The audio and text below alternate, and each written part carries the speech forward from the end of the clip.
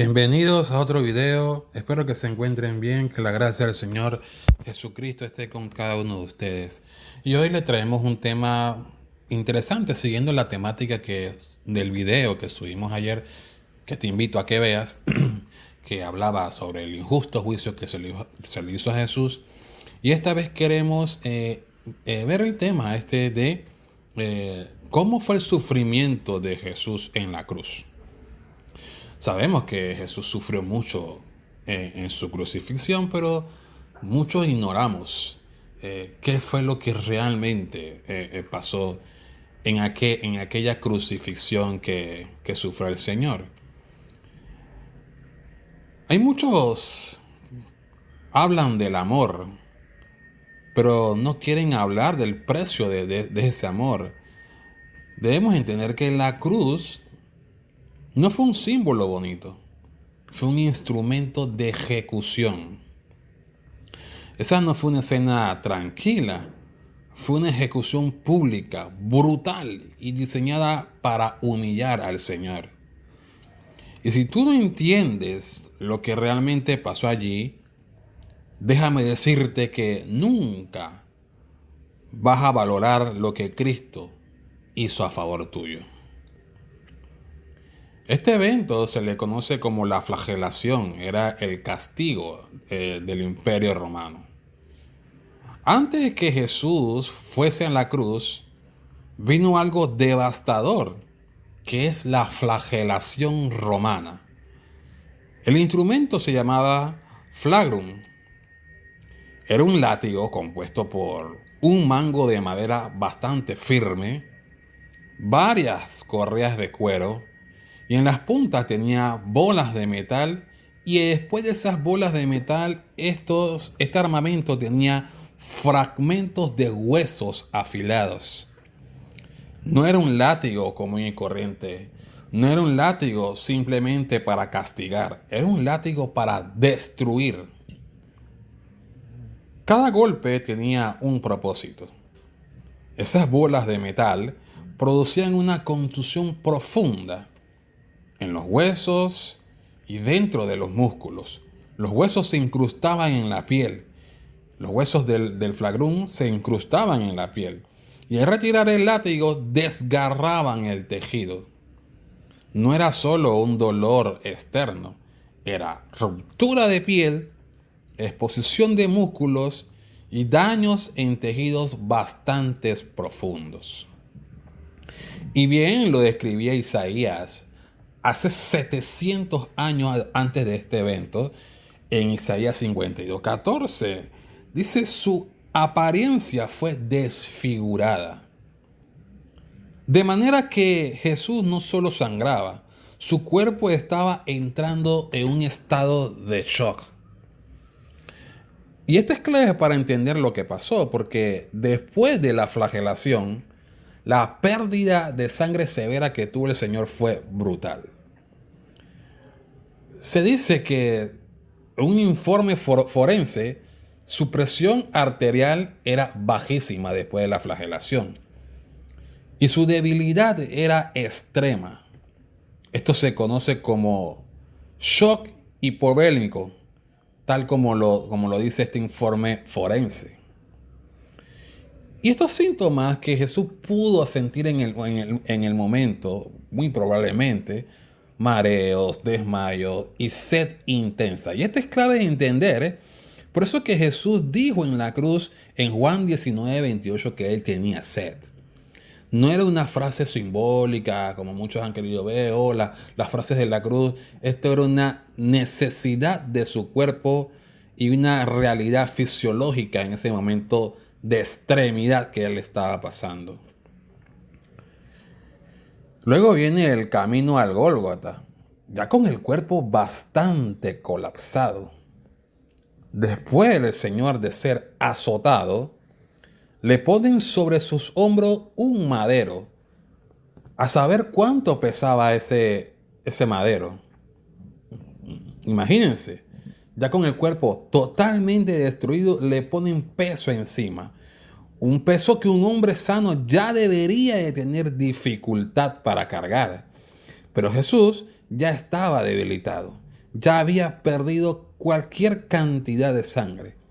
Ya él estaba casi al límite y se produce que cae al suelo.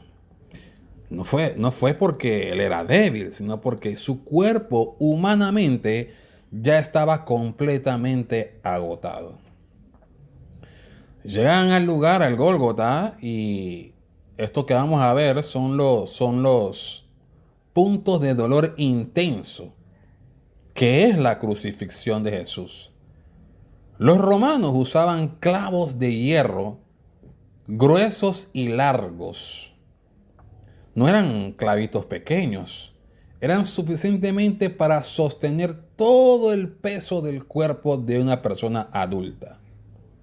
Y se colocaban en las muñecas, no como muchos dicen que era en la palma. Se colocaban en la muñeca para sostener mejor el peso. Y en las muñecas, nosotros los seres humanos, todos los seres humanos, tenemos uno de los nervios más sensibles que hay. Imagínense el dolor intenso que sintió el Señor cuando se le perforó ese lado de su muñeca.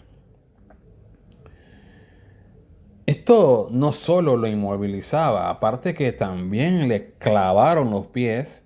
Esto también afectaba unos nervios importantes. Cada movimiento generaba un dolor agudo, descargas intensas y un sufrimiento continuo. Para respirar para Jesús se volvió una lucha. Este es un punto bastante fuerte. La muerte en la cruz era principalmente por asfixia. ¿Cómo podemos saberlo? Es la posición del cuerpo. Brazos completamente extendidos y el pecho se elevaba y los pulmones en expansión. ¿Cuál era el problema de esto? Que él no podía exhalar naturalmente, porque para hacerlo tenía que desarrollar un mecanismo manual, que era empujarse hacia arriba, apoyar en sus pies que ya estaban clavados por semejantes clavos, y tenía que levantar su cuerpo con las manos perforadas y luego bajar. Este movimiento que hemos mencionado, de empujar hacia arriba, apoyarse en sus pies y levantar su cuerpo con las manos perforadas, lo tenía que hacer una y otra vez. Una y otra vez. Una y otra vez para poder respirar. Cada respiración era un esfuerzo brutal. Eso no era automático como tú y yo respiramos en este momento. Eso fue una decisión dolorosa. Respirar para Jesús dolía. Y dejar de respirar mataba. Así que el Señor estaba en un estado tremendamente destruido. Su cuerpo destruido. Casi sin poder respirar. Y para respirar haciendo marionetas. Con el tiempo que Jesús estuvo allí ocurre algo. Claro, ya con el cuerpo totalmente destruido, los músculos fallan. Las energías van en declive. El cuerpo ya deja de responder. Y llega el momento donde ya no puede levantarse más. Ese ejercicio de apoyar su pie, levantarse y zurrarse en el madero. Ojo, se zurraba en el madero con su espalda totalmente desfigurada. Recordemos que el flagrum, la herramienta que usaban los romanos para el castigo, les perforaba la carne y Jesús recibió latigazos tanto en la parte detrás de su cuerpo, o sea, la espalda, y también en la parte posterior de su cuerpo, pecho, área estomacal y toda esa área por allí. Jesús recibía ese castigo. Y ese ejercicio de arrastrarse para poder respirar le provocaba dolor porque su espalda estaba totalmente desfigurada. Y el cuerpo entonces ya dejaba de responder. Y llega el momento donde ya el Señor no podía levantarse más. Y cuando ya no podía levantarse, entonces ya no podía respirar. Y entonces el Señor muere.